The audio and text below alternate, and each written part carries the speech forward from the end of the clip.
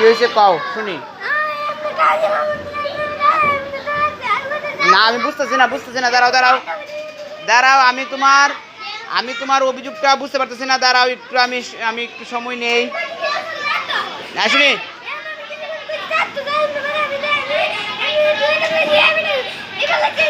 হ্যাঁ আমি বুঝছি না, আবার বলো, আবার প্রথম থেকে বলো।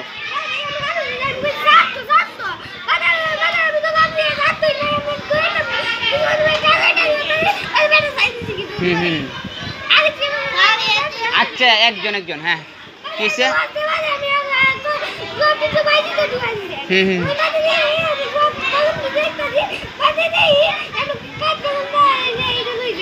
হ্যাঁ হ্যাঁ হ্যাঁ শেষ কলমটা হারায় গেছে। কি বুঝছি না তোমার কথা।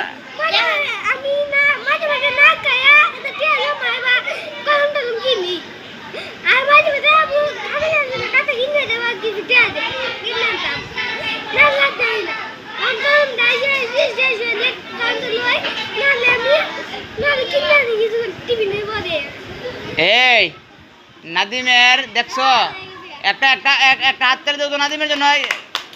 তো ছোট মানুষ, এই এত ছোট মানুষ যে দারুণ একটা কথা যে কইছে, এই কথাটা কিন্তু ভীষণ ভালো লাগছে। এই যে তার চোখের পানিটা, সেই চোখের পানিটা একদিন ইনশাল্লাহ, এই চোখের পানিটা একদিন অনেক সুন্দর কিছু হয়ে দাঁড়াবে। কীরকম, সে যে একটা কথা বলছে তোমরা তো শুনছো না, যে স্যার আমি আমার যে টাকাগুলো দেয়, সেই টাকাগুলো দিয়ে আমি না খায়া টাকাগুলো জমা করে আমি তারপর কি করো তুমি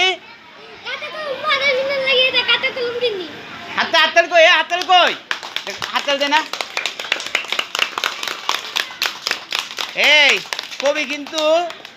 কবি কিন্তু আমাদের খুব সুন্দর করে বলে গেছেন, আমাদের দেশে হবে সেই ছেলে কবে কথাই না বড় হয়ে কাজে বড় হবে। এই যে আমরা কাজেই বড় একজন ছেলেকে পেয়ে গেলাম। চিন্তা করছো, ছোট মানুষ না খায়া খায়া টাকাটি দল করে সে সুন্দর করে কি করছিল, তুমি খাতা কলম কিনে পরীক্ষার মধ্যে বেড়াই এক হয়েছে, পরীক্ষার মধ্যেও এক হয়ে গেছে গা। এইভাবে এখন হ্যাঁ মা বাবারেও কষ্ট দেয় না। হ্যাঁ হ্যাঁ হ্যাঁ আচ্ছা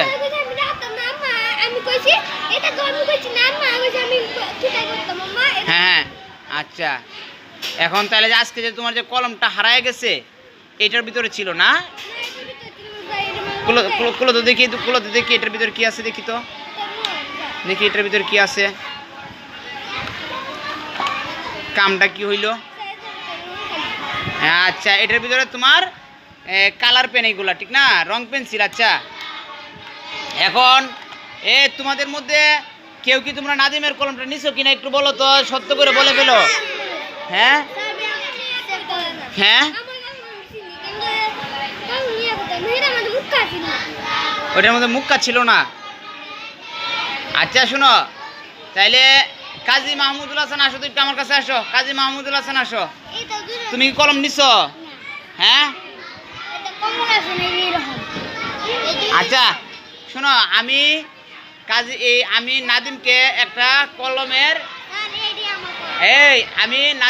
কলমের টাকা দিয়ে দিতেছি, কারণ তার যে মন মানসিকতা সে কিন্তু অনেক ভালো, ঠিক আছে। তাহলে আমার পকেট থেকে মানিব্যাগ থেকে সামিয়া আসো তো, সামিয়া আসো, আমার মানিব্যাগ থেকে 500 টাকা নেও।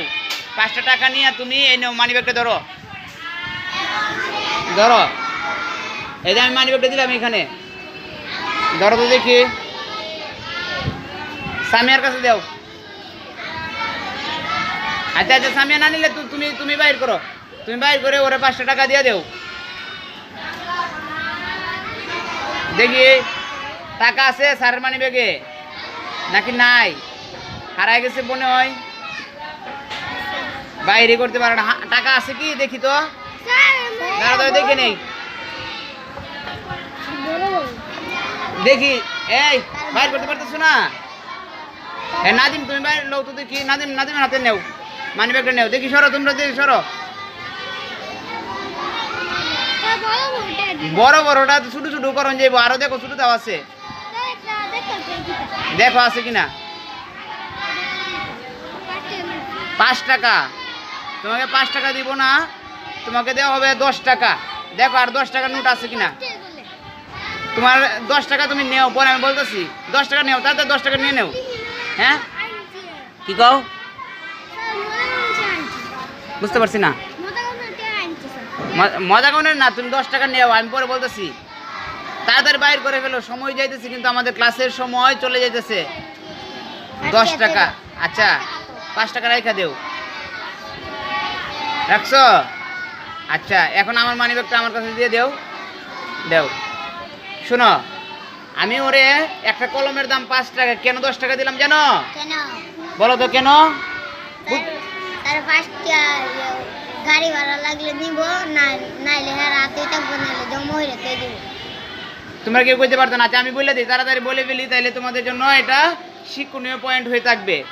5 টাকা হইলো তার কলমের দাম, আর 5 টাকা হইলো তার চোখের পানির দাম।